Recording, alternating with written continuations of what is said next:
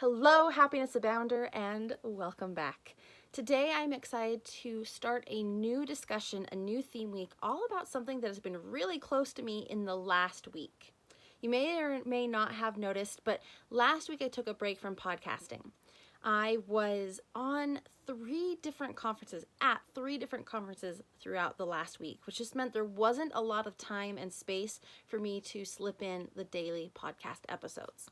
But that said, it gave me a ton of opportunities to see how I could apply what I went through last week to this week's theme, all about working through discomfort. So that said, let's dive right in. Today I want to talk about being aware of what's making you uncomfortable, what triggers that emotion, and then aware of what you do to usually buffer it. Because awareness is that first step so that we can really then start to see how we can improve and continue to move forward.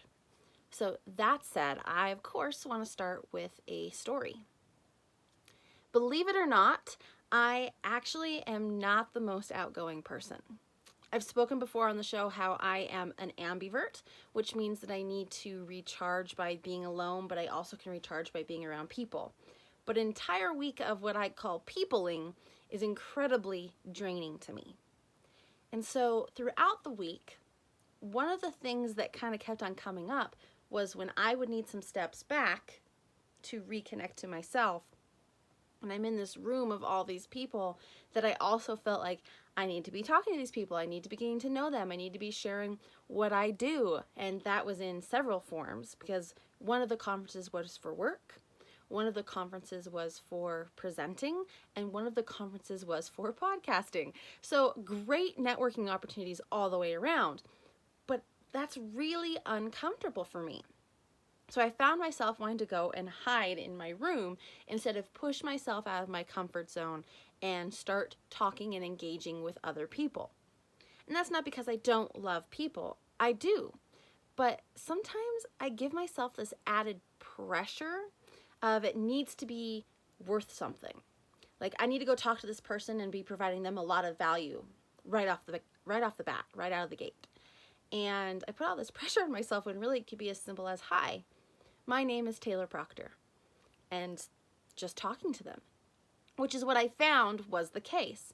But I had built it up in my head that this was such an uncomfortable thing to go out of my comfort zone, to tell people what I do, who I am, that I wanted to procrastinate. And in a conference setting, that procrastination was like, I'm going to go get some food real quick. I need to go refill my water bottle.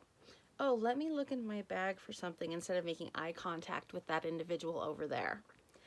And I found these ways of buffering and procrastinating and taking the action. But by being aware that when I go to conferences, I have a tendency to get this way, and I need to set time for myself so that I can go be by myself and then come back and be able to network and get working through my comfort zone, I knew exactly what to look for. So the second that I was like, oh, there's something in my bag, I was like, Taylor, what are you doing? Don't do that. Go make eye contact with that person and go talk to them. You never know what could come out of it. Maybe nothing comes out of it, but at least you pushed yourself from your comfort zone. So for me, the situation of networking is neutral, but my thoughts and the pressure I put around it, the language I'm using around it, has a tendency to make me feel anxious and uncomfortable. And when I feel anxious and uncomfortable, I tend to procrastinate. So I want you to take that simple story of my own faults, I guess you could say, or my own procrastination techniques in a very odd conference setting, but see how that can apply to your life. Another one that comes to mind is when I have something like big, like a project at work, but I don't know how to do it, or I can't picture in my head the framework that it needs to be. It makes me uncomfortable. It makes me worried and anxious. And I put a lot more extra pressure on myself that I should know how to do this instead of I could and just diving in. And so the language that I use in my brain really kind of creates this emotion of anxiety. And when I don't like feeling that, what do? I hurry. I'm like, oh, I'm just going to check my Facebook really quick. I'm just going to get on Instagram for a second. Oh, this person texted me 2 days ago, and I'm finally going to get to it right now. And that doesn't happen very often because, again, I've been able to identify and start to pay attention to what those things are in my life. Then I can take the necessary steps, which is things like I click my phone to be black and white. So then when I go out of habit, because anxiety, I go and I pick up my phone to distract me from that feeling, to try and buffer. I pick it up and it's black and white and I go, oh, yep, that's a good reminder. I don't want to do this right now. I need to focus and get the job done. So I just really want you to start thinking about being aware of what makes you uncomfortable. What are your trigger emotions? And then how do you buffer?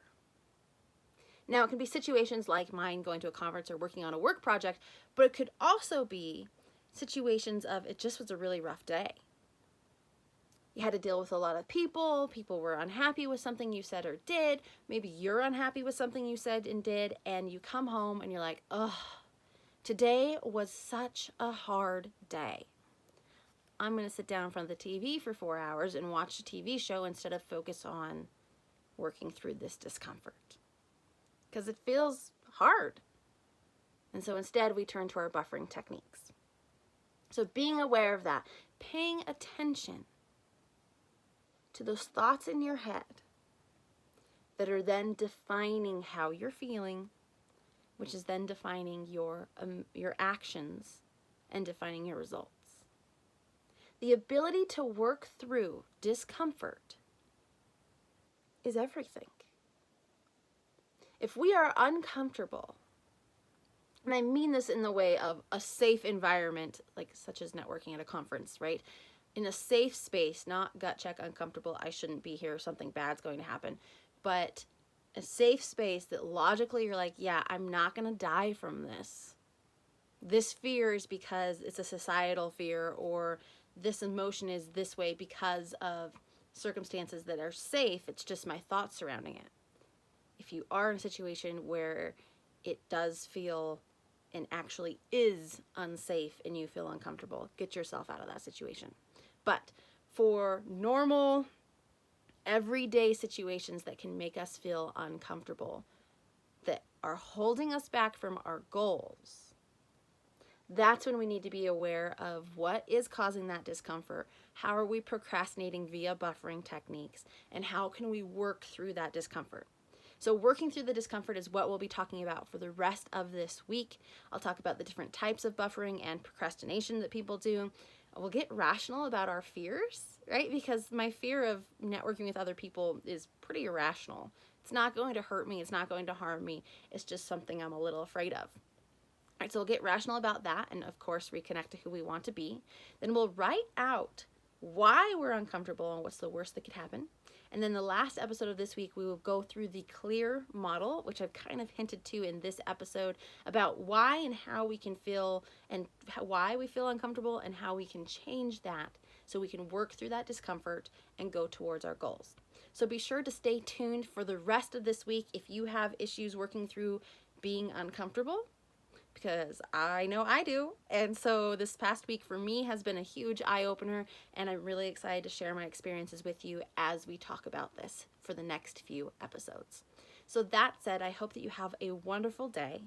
I hope that you're able to identify and become aware of what's making you uncomfortable, what are those emotions, and how you procrastinate. And above everything else, as we work through discomfort, I hope that you remember you are capable of happiness abound.